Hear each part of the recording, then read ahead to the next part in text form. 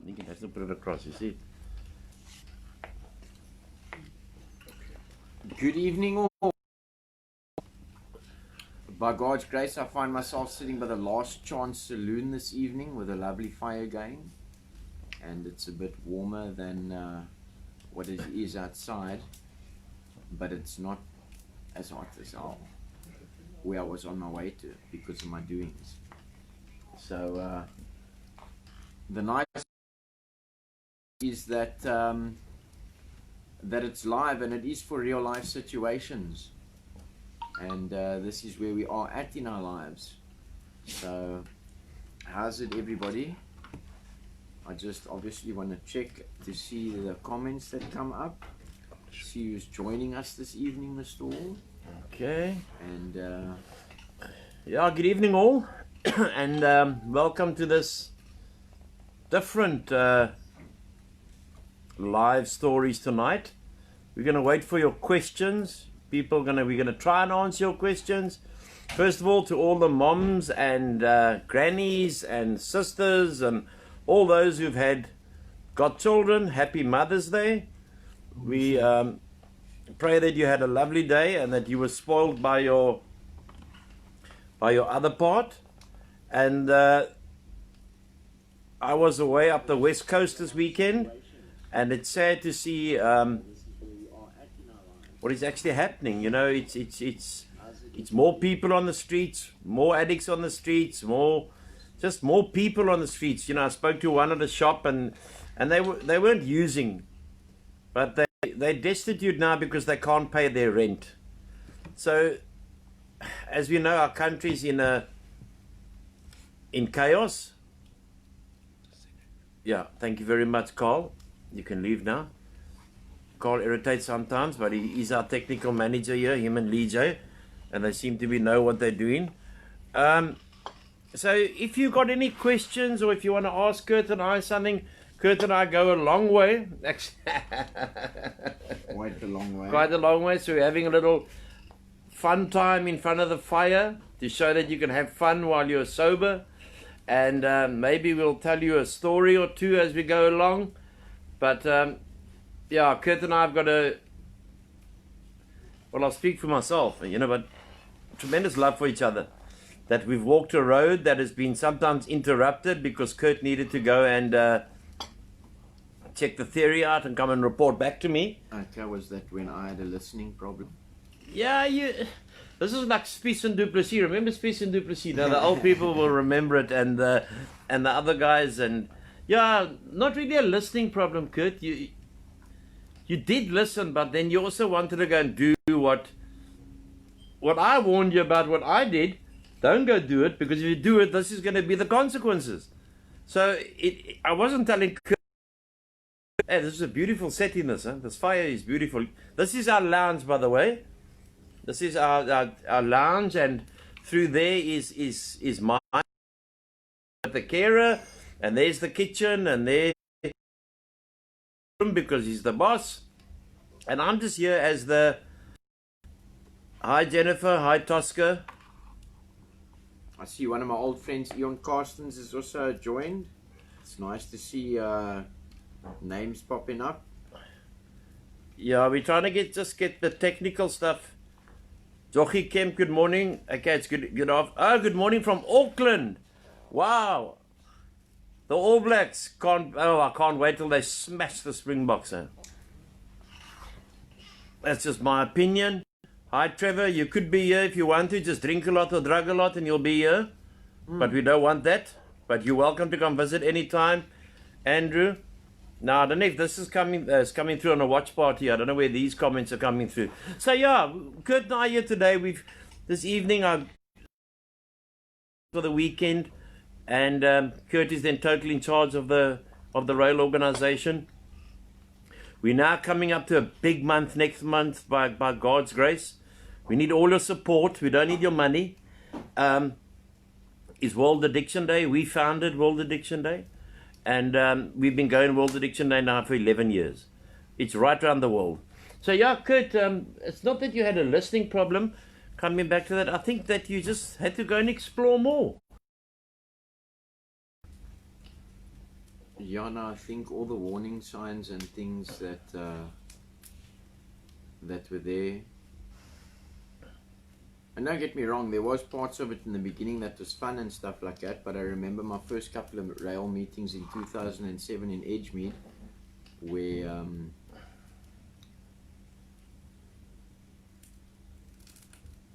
I heard some things that I thought were possibly true, and then had to go and experience it and see that they were true. And then, yeah, obviously coming into contact with the RAEL organization again in 2014, and then coming from the streets and getting here actually with two different shoes on, and building myself up, real things back, my self-esteem and confidence and all of that, and then maybe just making the wrong decisions like all human beings do now and then.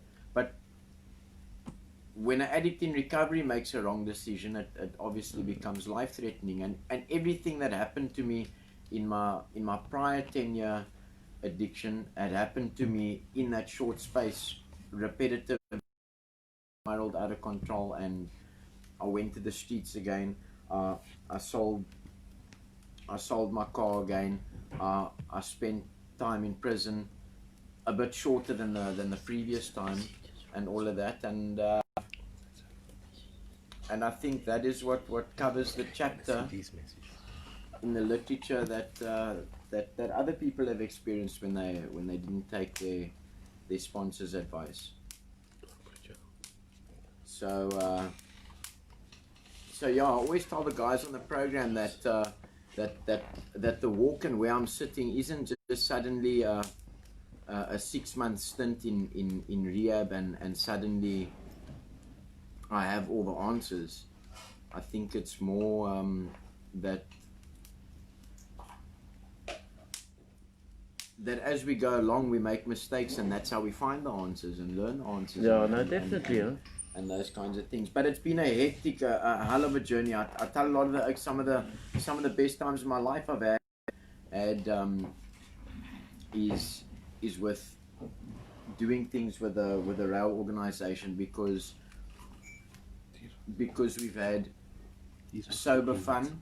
A lot of the times in sort of previous days, I couldn't walk into a pub or into a place where there's people and stuff like that without having something in my system, because I would feel nervous or out of exchange or uncomfortable or whatever. And now through the program and the way I've been empowered as a human being is that that titles, uniforms, any kind of people I can face, and I remember earlier days on the program after I had messed up a little bit, and then obviously returned to being involved with the organization and stuff again, is I started off working in the kitchen again, and whenever there were guests and things like that, I would myself coming inside and saying hi, how's it, and offering them a cold drink or a cup of coffee or whatever. I would partially Jason to come inside because my self-esteem was so messed up, and I was ashamed of mistakes and things that I made. Well, good. Here's a question, huh? It's from Pastor from Polokwane. Any advice for me as I run a faith-based center in Polokwane and I'm not funded and I'm not looking for government funding? Well, if you're looking for government funding, there's no government money. Let's get that straight. How do I continue to operate as I love what I do? Pastor, the first thing I'm going to say is on faith. We have to operate on faith. You know, we don't by anyone. We don't get government funding, but we get a lot of people that, you know, especially I always ask people, what do you need? And we say we need prayer. That's the first. Pray first. Pray first. You know, you can keep your millions. Pray first, and then dog food. Definitely. We got a lot of dogs. We got like 10, 11, 12 dogs. And now we're not talking about women now, we're talking about ex-wives or that. We're talking about dogs. And so we asked for dog food. Pastor, just carry on. The people, if they see you doing the right job, we've never been sponsored. I think if we had been sponsored to a more, I would be a bigger organization. I'd be helping more addicts. My dream is to get someone to sponsor us. Buy another farm for us so we can open up a kibbutz. You know, we've got this new program now with the dogs, which is going to revolutionize recovery completely. I'm watching it as I see, but we're not going to have addicts come in there, spend a couple of months, and think they're taking a dog home with them. That doesn't work. The dogs are RAEL's dogs, and it has to be RAEL's dogs because the process has to go on. Maybe there is someone who gets very close to a dog, and we can see they're going to fit in. We can't come in and walk away with a dog. Because if you don't complete the program and show that you can look after yourself, you can't look after the dog. So it's the way people are looking after dogs. And the other question, Michelle, this, like you put it, this fucking lockdown, it's insanity. You know, we drove around last night, because drives are out to drive, you know, she has a glass of wine every night, kid. You know what I mean? She's hectic, she's allowed to have a glass of wine. I got nothing against her having a glass of wine. She says I must stop smoking, and I'm going to, Kurt and I have also decided that we're going to try and stop smoking. We are really going to try, because if we can give up drugs, we can give up alcohol, we can give up smoking, and we're really going to try. And driving on the West Coast yesterday, in Veldrift, and there's nothing open. There's like nothing open. What leader of this country tell us, or not even the leader, the one Zol Koptuk, tell us, you have to be in bed at 10 o'clock. She must be smoking good in New York, or putting some up her nose. No, South Africa, we've been taken for a fool. When the president said today, quite categorically, or yesterday, that I prefer to be known as a weak president than to split the ANC. The ANC long time split. They're on a split pry. But unfortunately, our people don't stand together. But maybe we can mobilize 1 million addicts and say to him, let's go wild and take this country back. How long are we going to wait for? As long as Zimbabwe waited. Look at the Lebanese. They took it over in 7 days. The drug pandemic's only getting worse, kid. You see it every time you go to Cape Town. By far, besides even going to Cape Town and like I've said a couple of times on the meetings, is that on the bigger roads, we would sometimes see a person standing at the robots, but now it's at all the small robots, all the small intersections. There's even people standing at stop streets now with little balls. You know, I just think that, like I say all the time, that addiction didn't start at the robots. It started with all the trans parties. It started with the innocent. Okay, I'd love to stop you on that one, good. Because there's a lot of parents in South Africa who think that their daughters and their sons go to trans parties to eat popcorn and hot dogs and drink Coca-Cola. What do you do at a trans party, kid? Because I only went there as a policeman, so I never went to drug at a trans party. I went there as a narcotic detective, and I saw a couple. I don't actually know what you do at a trans party. How does it work? You get there on a Friday? Run a parent through that. You get there on a whenever, Friday? Okay, well, I would usually try and get there nice and early on a Friday, and make sure that I was still a little bit high or something from the Thursday. But not everybody's at that extreme. Sometimes they wait till they get to the trans party, and then you'd set up your tent and all of that. Most of the time I'd make sure that I've got enough drugs before the time, which I didn't usually have because I knew that they would be on sale there. Just it's a little bit more expensive at the trans party itself. The drugs that I would usually use there was a bit of cocaine, MDMA. I didn't really take acid that much because I took hallucinogenics once and I landed up chasing animals around Milnerton Mediclinic for 2 weeks. I didn't smoke a cigarette then. I know that I was a smoker.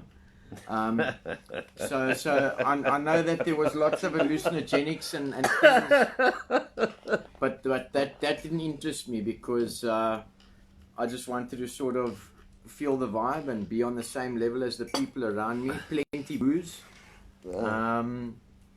Yeah, you know, sometimes I did take a cooler box with some Bryvorse and all. I didn't really end up eating it. I prefer to stand by the fire because usually when you're on the party drugs, then you get a nice, extra nice feeling from the warm fire, and then yeah, no. Then when I returned on Sunday. Now, do you drug the whole weekend?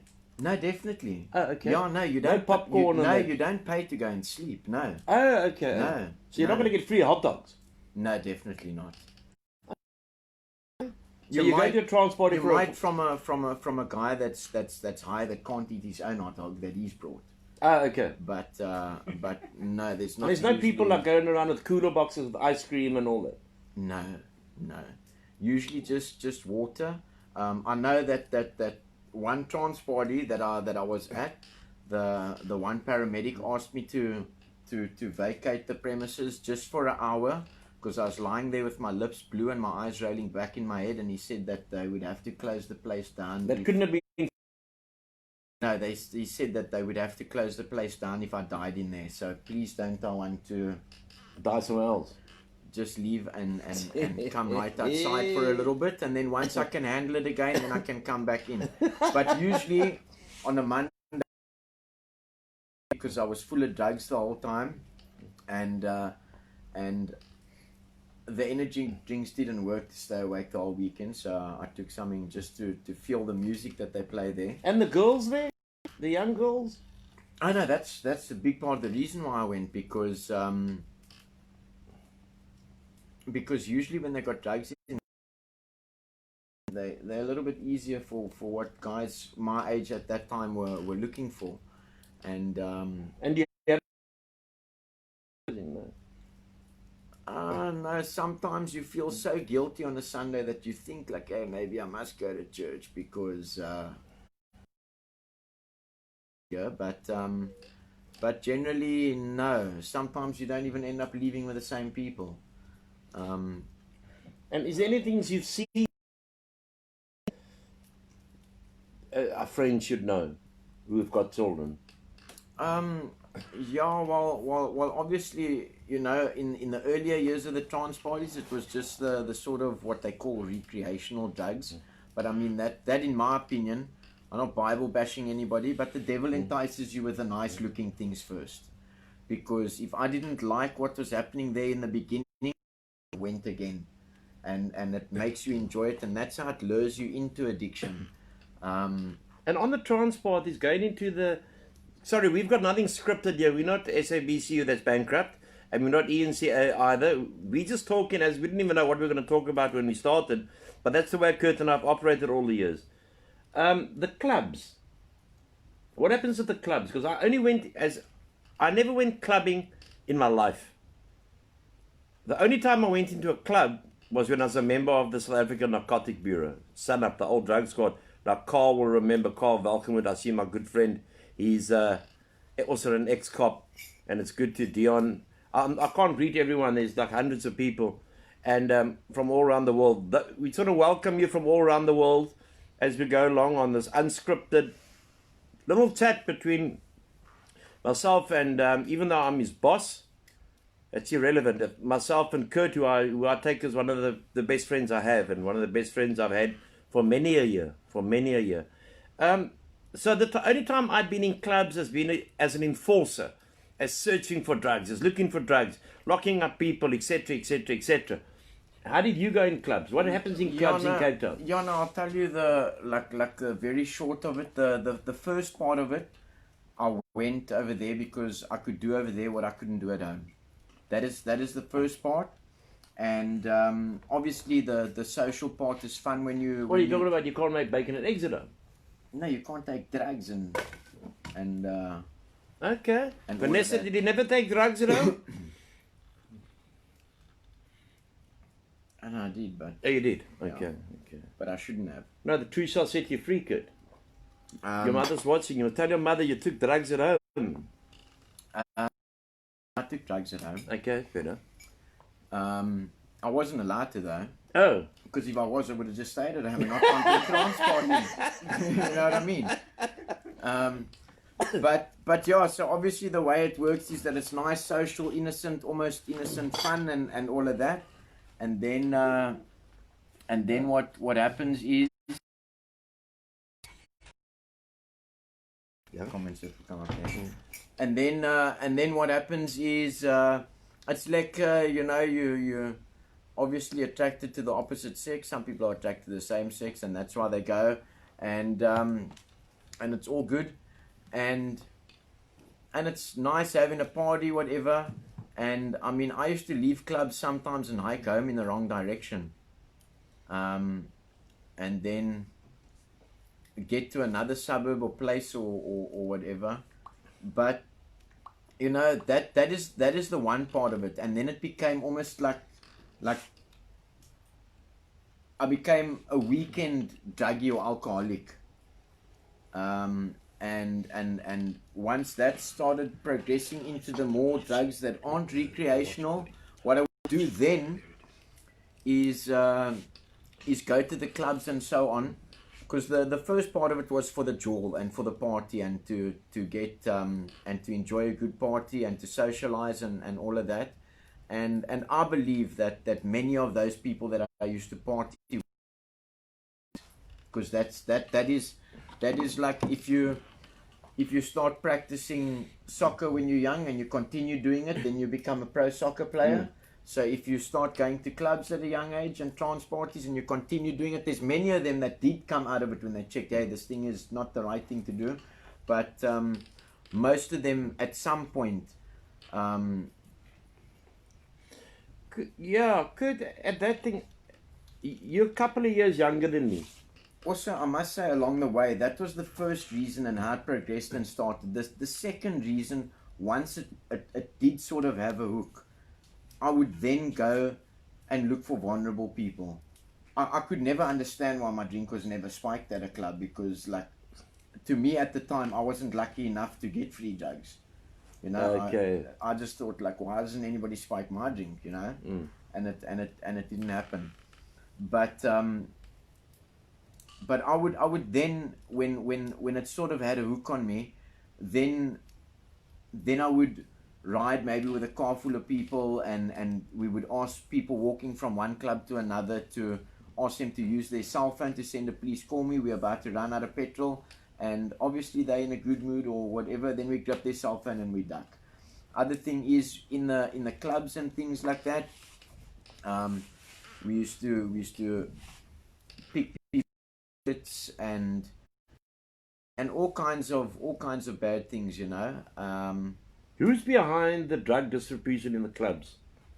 The security?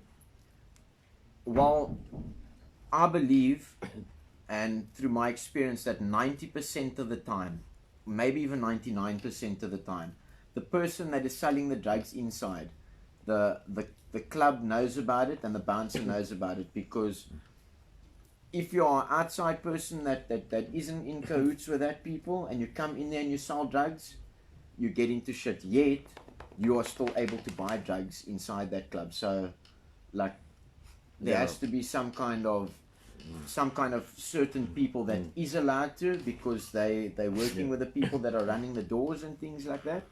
And what's your advice to parents on the young girls and boys, we're not talking about like the age of 18 or whatever, wanting to go to clubs and wanting to go to trance parties? Okay, like the normal thing is, if you say no, in my do it behind your back. If you say yes, try and build a honest, as much relationship with them, as far honest as you possibly can with them. And on the other hand is, if you allow them to go, drug test them. Drug testing, in my opinion, you know what, this might even sound sick, but in the world that we're living today, Mr. It might come across wrong, but with the percentage of people's kids that are becoming addicts and that are needing rehabilitation in today's world, myself and Carl were having a conversation that when your son or daughter or child or loved one is 12 years old, I don't know if you guys have seen that Clientele Life adverts that come on all the time. Yeah. We were thinking of to make it, because people can't afford treatment anymore, where you actually, the percentage of it being able to happen to anybody is that even maybe from 12 years old, get a rehabilitation policy, because the chances of it happening, not because you've done anything wrong, but by the time your child is 18 or 20, if they've been doing a certain substance, which is maybe recreational, like weed or a bit of coke or a bit of party drugs or whatever, which in most cases progresses to the other drugs. Because I said I would never smoke cigarettes, and I started smoking cigarettes. Once I started smoking cigarettes, I'd never touch dagga. Those are the promises I've made to myself, and I'm sure these are all the promises that the people that are having a line here and there of coke in the clubs said. I would never touch coke. Yes. I would. How many of us non-addicts have said on a Saturday or Sunday or even a Monday morning that I'd never drink again? Yes. I can tell you a story about that. I must tell you a story while you're talking about alcohol. Now, I used to be quite thirsty at some stages, and I'm the only guy that ever went to Mauritius alone on honeymoon. Sorry, by the way, we're smoking... Cheapest, what are we smoking? Camel Classic at the moment. If you want good cigarettes, you come to RAEL to get Camel Classics. We've got the cheap ones as well, but we like to keep things even. But I must tell you this, Kurt, you know the story. This woman said, okay, we're going to get married, and then reasons that shouldn't be made public. Nothing serious, but like, you know.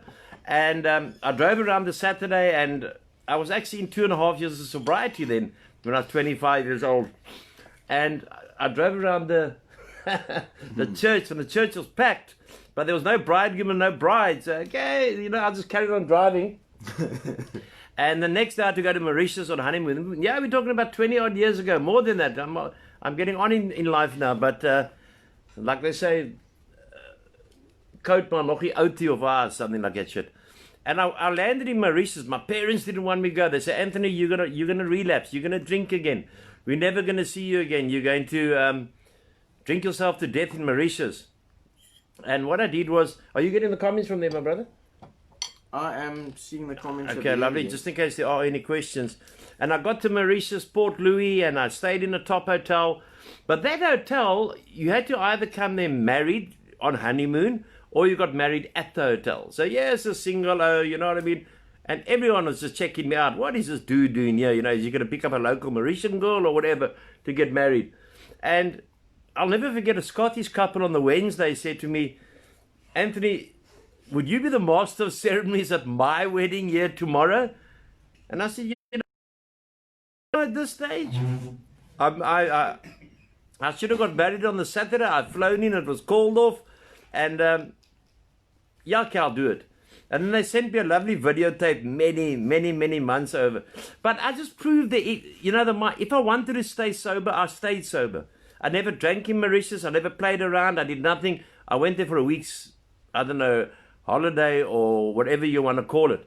But I was in my mind, Kurt, that I wouldn't use alcohol. Even though everyone who knew me said, Anthony, don't go. It's this breakup of the nun marriage. Okay, I made up with it with a couple of other marriages. And lovely woman. They were all lovely women. And then I came back and they were surprised. But you see, then when I eventually did get married, then I went to one meeting. And I went to a meeting where I wasn't well known. And I went back home and I told the wife, hey, this isn't,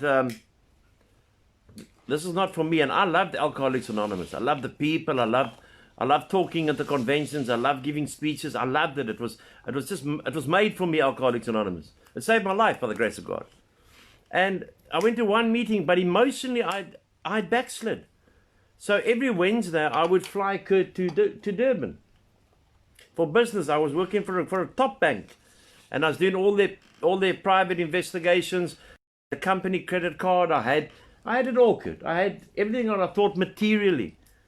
You know, when we start getting older, and I'm sure the older people, we're not old, but like, you know, we're getting on. everything takes a bit longer. You know what I mean? And time, Kurt, whether I've got a Rolex watch on or I've got a normal Seiko watch on, it's still going to give me the same time. Money is irrelevant besides what we need to do.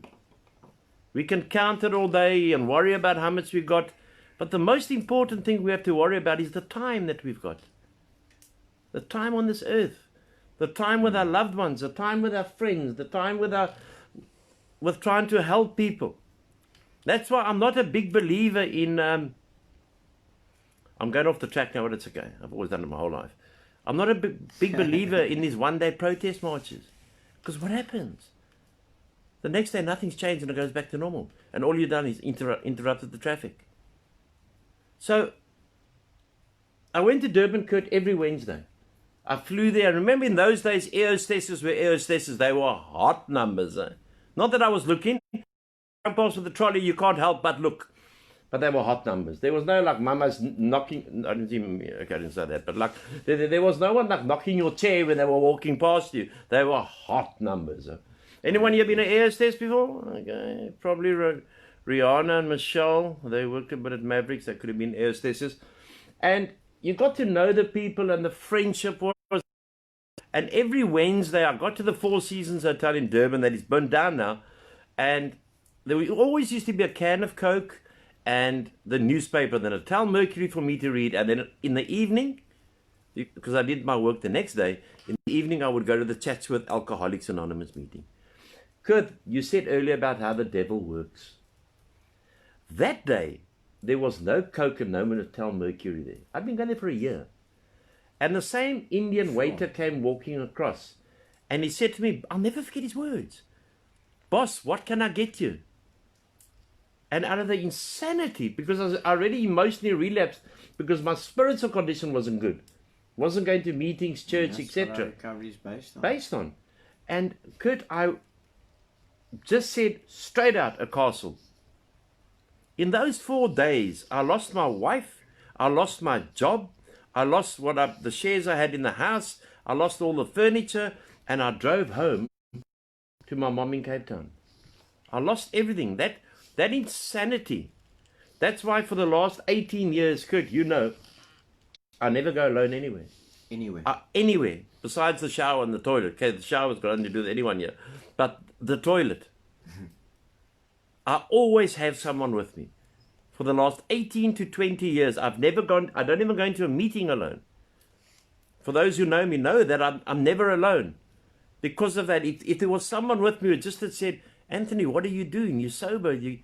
Are you insane? Order a Coke. And that insanity led that weekend hell on earth. And I'd relapsed. It was 2.5 years of goneness. And then it took me the 17 years, Kurt, of the theory. Going to practice the theory out there. 17 years. That's when the homelessness came in for 2 years. That's when prison came in. That's when started marriage, divorce. Everything that people warned you about when you haven't hit that bottom yet. Correct. My sponsor told me, Anthony, this is going to happen to you. And then I said, no, but it hasn't happened to me yet. He said, that's the word. Yet. And on that topic, you know, when we're talking about trans parties and all that kind of stuff, is when there were a couple of people around me that tuned like, hey, this guy, he's going a little bit hectic. And maybe a little bit of a, not much older crowd, but maybe a bit of a more experienced crowd that maybe had friends that went lower down than them and things like that, sat me down and spoke to me and said, hey, Drew, you actually going a little bit overboard, you know, and this is where some of our friends have led to and whatever, and I tuned me, never, that happened to me. I know my first rehab that I went to, there was a 27-year-old guy there, and he said to me, because I hadn't lost everything yet, most things, but I hadn't lost everything yet. I hadn't done prison time yet. I hadn't lived on the street yet.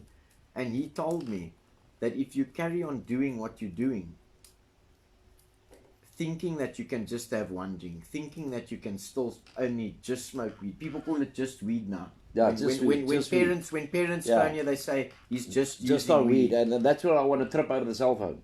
And yeah, no, I can't tell them like, look, yeah, I just used to smoke weed and then I just started putting a needle in my arm. Yeah. But everything that guy said to me was going to happen to me. My Happened to illness you. progressed and it happened to me. Yes. And I think that is why we sit here, is because somebody told me that. I didn't believe them. And there's guys over here that haven't been to the streets, haven't been to prison. They've hurt their families a bit, stolen from mom and dad, manipulated them, lied to them and all of that. And that is where it started. But if they got the chance to make it right now and not continue, Yes. then that yet can maybe be put out. But if they carry on, then the yet stands. Would you agree with me that the more, what I've never understood in 15 years of this organization is that someone can be lying, stealing, manipulating, dishonest, and a month later they will believe God's word against you and me. When he says, no, I'm fine, I'm healed. Because, some people come to us after 3 days, Kurt, and they say to us, they're healed, and we phone the parents, and the parents say, no, if he's healed, well done. So, Jeez, imagine how many people we could get in here for 3 days at a time if we could heal them all. but in 3 days. People don't realize it's not putting down the drugs, it's the lifestyle. Change the lifestyle. And like I've explained in one of my meetings, is wherever I moved for whichever period I stopped, when I picked up again, I always looked at the stopping and not the distraction I caused when I was using. Yes. I always looked at, oh, but I can stop because I have before. Absolutely. And Kurt, I just want you to explain, obviously we've got decent people online tonight, lovely people. We see Michelle there, obviously off from Mavericks. Rihanna's on, she's off from Mavericks. I don't know if there's anyone else. Claire's not on. She must be working. And we can't see exactly who's on there. We can just see one or two profile pics that we know. Good evening again to anyone who's joined late. Happy Mother's Day. Or what was it? Women's Day. Happy Women's Day. Same thing. Happy Women's Day. You're all tremendous. You all give us encouragement to stay sober. You make our lives interesting. And we don't care what time it is, because when we drugged and when we drank, we didn't care what time it is. Kurt stoking the fire, he used to be stoking the heroin, but he doesn't do that anymore. He's got a top job. He works hard. And let me tell you about Kurt something. The man works hard. The man puts his life into it. I sometimes get to a point and I say, Kurt, I'm just gut full of these oaks. I'll open up an old age home. Then I go to bed that night, and then I wake up the next morning and I'm feeling fine again. But Kurt brings that new drive, that new enthusiasm, that new love for an addict, that new passion that comes through in a minute.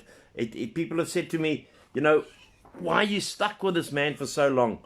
And that is the reason. He's never been disrespectful to me, never been rude to me, always had that drive and that passion. And he's found that this niche that I believe is the niche of his life, is working with addicts and helping addicts.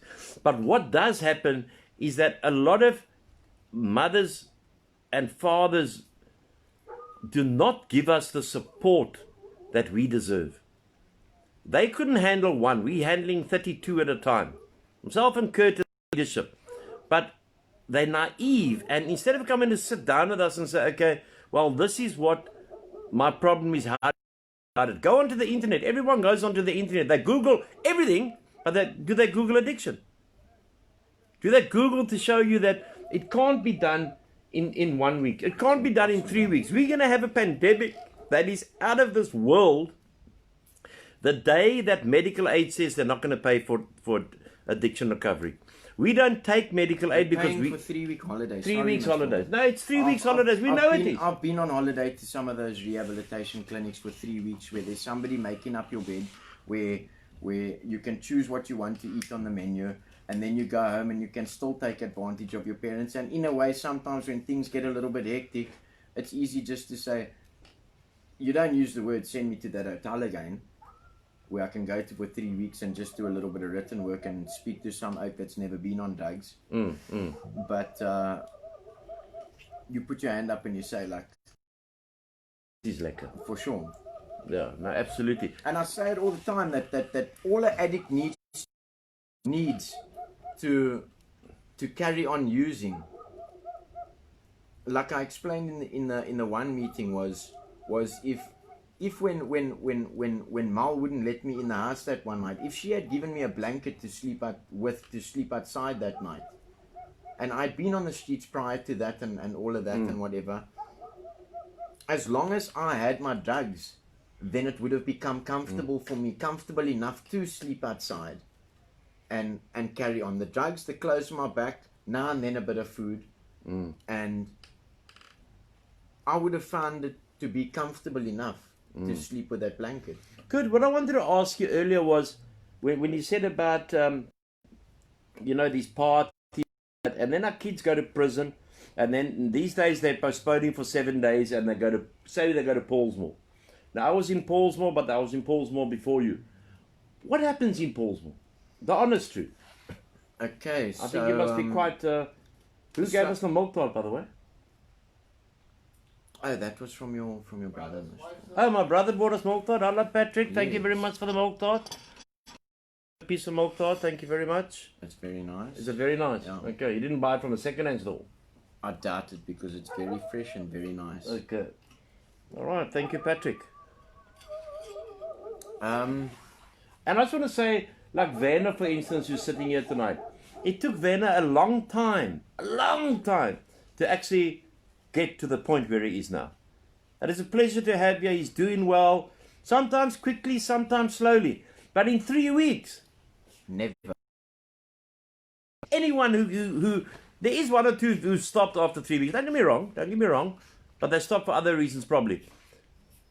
I've been at seminars with people and I've asked them that question and they've all looked around at me, the rehab owners of 3 weeks, and cheapest, if looks could kill, but they're killing our children. I think it's also a big thing of and that's where Image as well, eh? That's where I brought up the almost the way it is now that I would say. Well, this milk tart is nice. It's beautiful. Thank you. Beautiful. It's rude to talk with food in your mouth. It shows love. Lots of love, yeah. You don't have to be gay to be fed by someone. I was loved back to life from almost being dead. That's true. And, Tell us about prison, brother. And okay, what happens in the prisons, or just sort of my theory is that I get caught with a little bit of coke or tick or whatever. I go into in 2017 I had my first possession case ever. Okay, ever guilty possession case. I'd been passing cops for 20 years with drugs and things like that. But anyways, I get my first possession case, and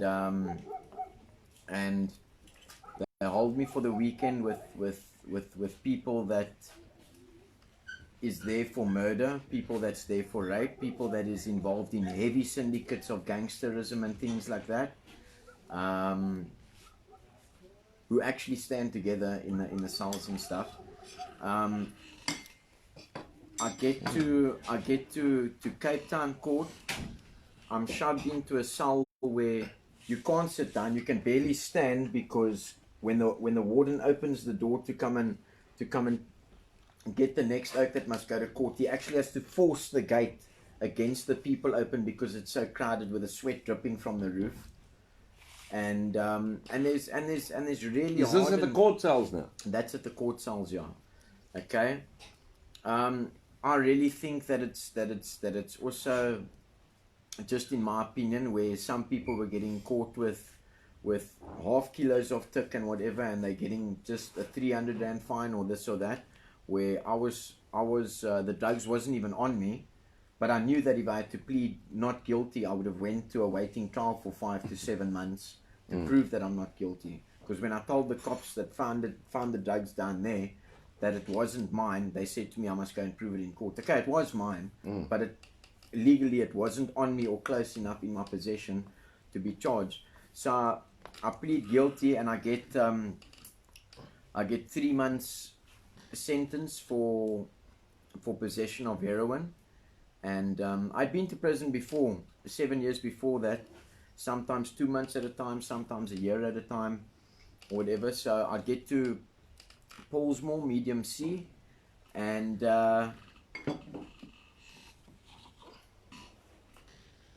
luckily I was at a stage in my life where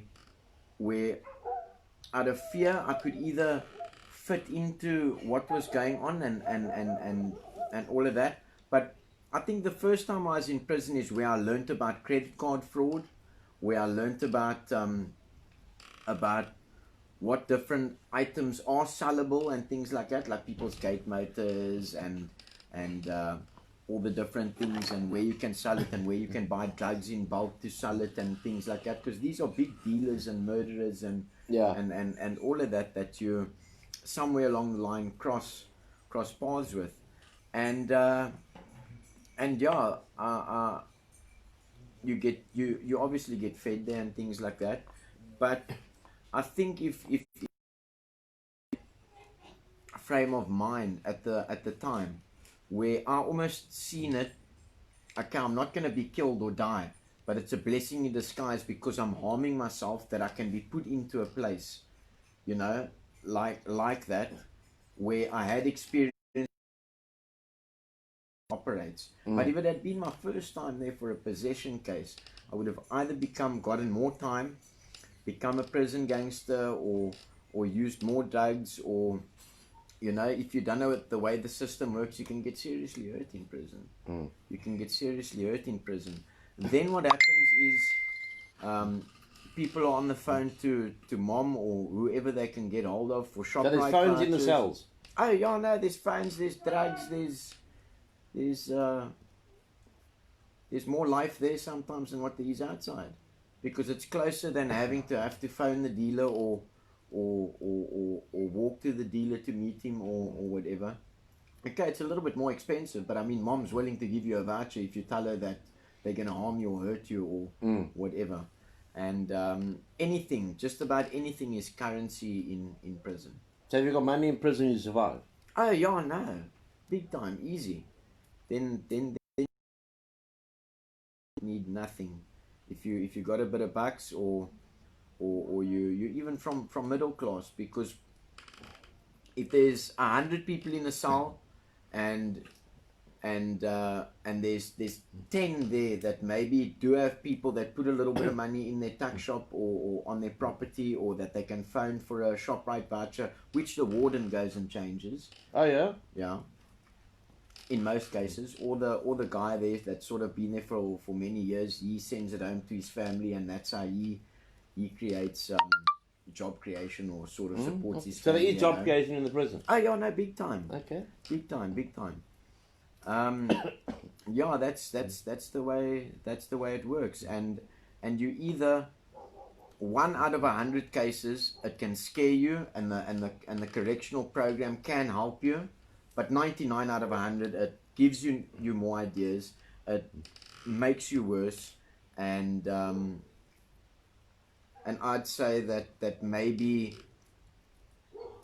if the addiction isn't treated, that if we're working on the number 100 here, that 60 of those people that have been there for petty crimes is going back, if the addiction hasn't been treated. And you know, on that point, and especially you being younger than me, Kurt, is, what do parents look out for these days? I would just say, you know, isolation, different behavior. It's very difficult with the teenagers and things like that, because what's happening at the moment, a big thing what's happening at the moment, is that people think that it's, people think that it's not drugs because it's been prescribed. This olazepam, that's Xanax, all the methadones, all the different benzodiazepines, the codeine cough mixtures, the concertas and the Ritalins and all of that. Is Ritalin sold on the streets? All the pharmaceuticals are sold in the streets where you'd pay maybe R3. It works out to R3 a tablet for a Valium. You can sell it get a prescription almost anywhere, and you can sell it on the streets for up to 20-30 a pill. So if other words, if our doctor was Skellum, we could make a lot of money. No, definitely. Jeez, I got bias for methadone if it wasn't against my program and against my morals and values. These medications are almost worse than street drugs because it's the purer sort of form. What is, there's a facility in Cape Town, one or two, that is sponsored by local government, provincial government, that use methadone as a harm reduction for heroin addicts. What is your take on that, being a heroin?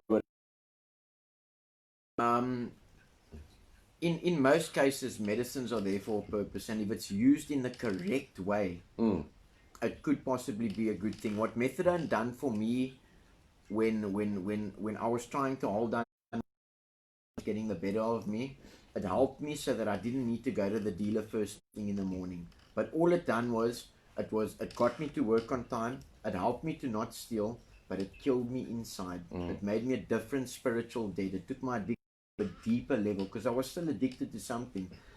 If it was used in the correct manner, and I eventually got addicted to the methadone. If it's used in the correct manner... Is it addictive? Sure. I used heroin to detox from methadone, Mr. Hall. Because the withdrawal of methadone, of chronic methadone addiction, is by far worse than the withdrawal of heroin. But if used, I mean, the doctors are so ignorant that when I used to get methadone scripts dated four different Fridays after each other the month because you can't get a repeat script on a Schedule 6. So he would give me those 4 scripts, maybe for a liter or whatever it is, but I had to take 60 mils of methadone. Now, if I had to give you 60 mils of methadone whose tolerance isn't high on opiates or on the drug or substance, that would probably kill you. Okay, so they should be where I could get by on a tablespoon a day without having to use the drug. What would need to happen then is I'd need to be weaned off it. And you can even feel the physical difference in weaning 1 mil down at a time. So then for this week it would be 15 mils. Next week it would be maybe 13. The week after, and that's how eventually you would have to come off it. But it still numbed me in the sense that I didn't feel what I was running away from. Was it like using heroin? Definitely. And my excuse to my parents at the time was that I haven't used heroin. Because I would be sitting there as if I'm on heroin, but it's because I used enough methadone. At work, for a long time, heroin, and then I started using pharmaceuticals and things like that, only because so that I didn't need to walk into the location at 4:30 in the morning, and it was difficult to get to work, and I was trying to get life right. I was trying to hold down a job and things, but the drugs had a hold on me. I would take methadone to be able to make it outwardly look like I was getting life right, but inside it was killing me. It was still numbing me, and being an addict in the first place to heroin. Obviously, I'm not going to be able to manage the amount that I'm meant to take and things like that, and administer and all of that. I noticed that I was when I was using heroin until I went onto the detox meds, and then they called me in and asked me like, "Check, are you okay?" Like, because you're standing in front of the oven and swaying and all of that. But methadone, if used in the correct way, can be a good thing, but there's other things that they can use nowadays. But I tell people's parents that because history has shown that when there's been a infection, that there's an opiate pandemic afterwards. That is what history says. that is the way it's proving. Opiates are different. Opiates is heroin and codeine. How big is codeine in addiction in this country? Sure, it is so unseen between the, especially the teenagers at the moment, where they're sipping on codeine or they're taking Xanax and all of that, and they think it's not that bad because... Are doctors negligent? Most definitely. I think if you see, in my opinion, usually what happens in America a couple of years ago eventually starts happening in South Africa, and what we've seen and things like that, especially in the American addiction sort of stories and things like that we try and stay up to date with, to try and stay a level or two ahead of what's going to happen here. You see over there that doctors prescribe the oxy and the codeine and all of that, and eventually the people start buying illegal scripts because their body starts craving it, and that's usually for a pain or accident. But why would you say, and I've spoken to our doctor about it as well, but just for your version, why would you say doctors are so uneducated about something that's a pandemic? I would say, first of all... Is it because many of them are addicts? They haven't experienced it maybe themselves. Okay? Second of all, is that, like I said, the doctor prescribed me 60 mils of methadone at a time. That's not what I asked for. That is how much it was on the label. Yeah, we've spoken about that. And I think there is a massive lack of what these things do and all of that. And yeah, once we spoke, Kurt, about a doctor in Cape Town. Let's just keep it in Cape Town. That you can go there and he will prescribe you anything you want. Yes, of course. And there's many of them. You can get scripts for 100 rand. You can get scripts for 150 rand. And you can just tell them what you want on it. And people know that. And coming back sort of to the methadone is that methadone is almost a nice word for morphine. And you know, I'm sorry to almost take it from this angle, but they give people with cancer morphine because they know that they're busy failing and they're busy dying. You know, they don't prescribe morphine to somebody with a pain in their leg that knows that they're going to survive. You know, that's in most cases because the person's going to get addicted to it. And there is other things like where people ask us about detox meds and things like that, and then the addict would tell their parents, just get me a set of detox meds and I'd be able to stop at home. But the detox meds is only for the physical part to help you along through that. Yes. After that, it needs to be done because it's still a substance going in your body. Absolutely. The only thing that method done for me was help me to manage my life a little bit better outwardly, that I never got desperate. So it helped me to steal less, and it helped me to be at work on time and not have to run to the dealer and do all those things before the time. But it zombified me. Yeah, I've known you for so long, 15, 17 years. You were a criminal before you were an addict, because didn't you steal crayons from the Spur I think that's when you were 4 years old? I think that's my earliest memory of not being able to get my way, maybe.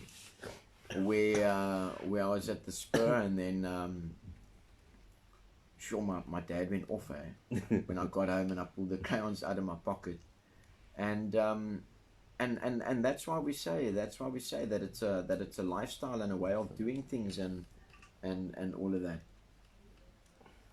No, just to see if there's any messages. You know, Kurt, I wanted to ask you something, and I know. And I did generally grow up a naughty boy, but in the bigger scheme of things, when you come into recovery and you see these things that you've done from a young age, I have to say from a very young age, because things started young as well. But I'm saying from a young age, before I was involved, it was to be noticed in some kind of way, or to get some kick out of something, you know. Where at a young age I'd done some vandalism, and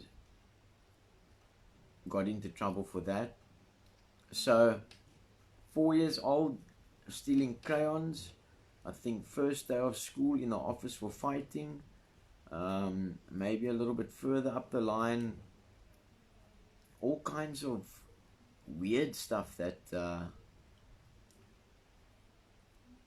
don't really have an explanation for, besides maybe wanting to be noticed or make some kind of a statement. You know, Kurt, one of the things that in all the years that I've known you has been, I get on very well with your father and your mom, but I get on very well with your father, has been the disappointment of your dad. And I think this time around, one of the greatest things that has happened, besides you having a little baby, you and Mel, is you're busy restoring that relationship with your dad. And you always spoke about your dad. And I think it was obviously the drug that broke it, and the actions of the drug, you know, or what you did. But to me, one of the miracles of not lately, but in this trip here, as the boss of the place, is that relationship back with the old man. Yeah, look, geez, obviously that is especially this trip, one of the things that I thought was a possible loss forever, that it would be gone forever, because in reflection, how would I deal with all of the pain and all of the things that if I done what I done to him, what has been done to me. And at the same time, I would sometimes, you know, look and stare, and even now, a big part of the person of who I am, and seeing it in people that come in here,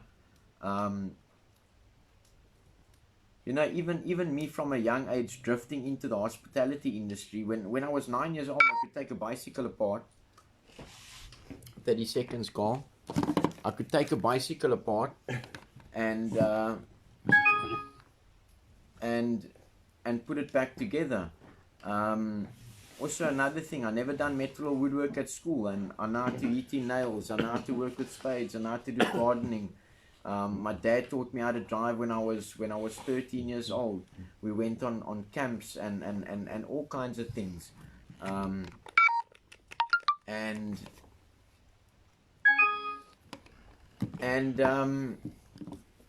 Yeah, I lived a double life as far as what I did with the addiction, putting on the face that I thought that parents would like to see and things like that, which 15, 20 years ago, it was a different time to what it is now. Where if it was now, and there was social media, and there was people like us putting it out there, test your kids and things like that, you know, I think I hurt my dad to the point where he would have taken my side even when I was wrong, and then eventually got to the point where he couldn't anymore take my side because it was out of his hands. Eventually it became into the law's hands. Even when I had wronged him and things like that, when I turned around in the courtroom, he was behind me. And teaching me things and stuff like that. And I don't think that he ever didn't love me, but at the same time, if he didn't do what he had done and cut me off and all of that, I don't think that I would have recovered. If he just carried on allowing me to steal from him, if he just carried on allowing me, and one thing, you know, that I think that crosses a parent's mind a lot is, why is he doing this to me, or why, what have I done wrong and things like that. And I have to repeat that I can't really, through all the years and upbringing and all of that, think what was done wrong on that side. But what I can say is that I'm the one that's had the privilege of going through a counseling and going through a program and all of that when through my addiction. Yes, I've been wronged on the surface here and there by people and things like that, but I didn't have somebody that I'd raised that was addicted, that was stealing from me, that I had put through school and done all these things for, and I think his outlook was just for me to sort of get the best out of life, and I can't imagine what it's like, especially I've got a 15-year-old boy, Jordan, that is on a completely different path to what I was on at the age of 15. Doesn't even drink gassy cool drink. Doesn't smoke. He's in the house a lot and things like that. And also having a 6-month-old baby where you later in life see that there was times in my life when and you don't see it as a kid, and when I was really young, and I remember something happened to my dad's car and things like that, and it's times like that has given me the work ethic that I got. I remember my dad riding to work on his bicycle from Boersig to Bellville while his car was standing, and I mean those are the things that were done for the family and things like that, and those are the things that I try and add into my own life now at the moment, is that I just keep on working and all of that, because it's not about me and my drug and my way and all of that. But it was definitely a tough one. But instead of this time using it as an excuse and saying it's pointless because my dad's not speaking to me, or he's not this, or he's not that, or he's never going to speak to me, I just knew that irrespective of who speaks to me, who does what for me, and I had to accept that the family needed time to heal, and whatever the circumstances, I need to take your instruction and suggestions and just keep on doing what I'm meant to be doing every day, and that is what has made me. You don't appreciate your parents or anything when you're driven by the drugs. Yeah. But yeah, Kurt, I know that's something that has been healed, and we pray that, and we thank you tonight. Just a few thank yous to Michelle, our Mavericks girl, for donating dog food to us again. Thank you, Michelle. Anyone who would like to follow her lead and donate dog food, we've got a lot of dogs, and we get foster dogs. I'm not begging, but if it does help, I will never ask you for money. And a very big thank you for a person that always watches our show, whose son got sober on this farm 4 years ago, the Provincial Minister of Social Development, Shana Fernandez. Minister, congratulations on your birthday. I hope you had a beautiful time, and keep on working for the community like you do. I've seen you work hard and make a difference in the Western Cape. To everyone else, thank you very much for joining us. It was a lovely evening. We'll have more evenings like I interviewed Kurt tonight. So maybe we can be on TV, Kurt. We can go do run a show again. Okay, we've been on plenty of times. Let's be humble, Kurt. I think we've been quite humble tonight. But we'll have more chats like this with other members of the RAEL organization. And just to everyone out there, thank you for supporting us. Thank you for taking up your time tonight for 1 hour and 20 minutes to listen to us. We don't have all the answers, but I can assure you, we've got many of them. And if we don't get them and we don't know them, we'll find out the answers for you. To Rihanna the doctor, thank you for a lovely weekend and for all your driving. it was a beautiful weekend. And there I can say, Kurt was talking about the doctors, because we always joke with her how ethical she is. We wouldn't never write out a script for anything that wasn't needed. And we need more ethics in this country. And if our children can learn the respect, the morals, the values, and the discipline, they won't have to go near the drug anymore. We must fight for our kids. We must fight for our women who are sadly being beaten up as we talk from alcohol and drugs.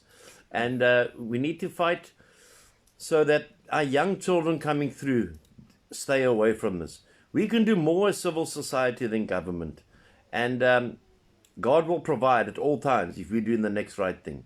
Definitely. So from the RAEL organization, from myself and Kurt Schuler, our acting CEO, we wish you Godspeed in this week ahead. And we wish you safeness, and we wish you a lot of love. Maybe that's what's also lacking in South Africa. So from all of us at Studio RAEL, we say good evening and God bless you. Thank you, Carl. Thank you. Thank you, Kurt. Lekker, man. Lekker, Mr. Lovely.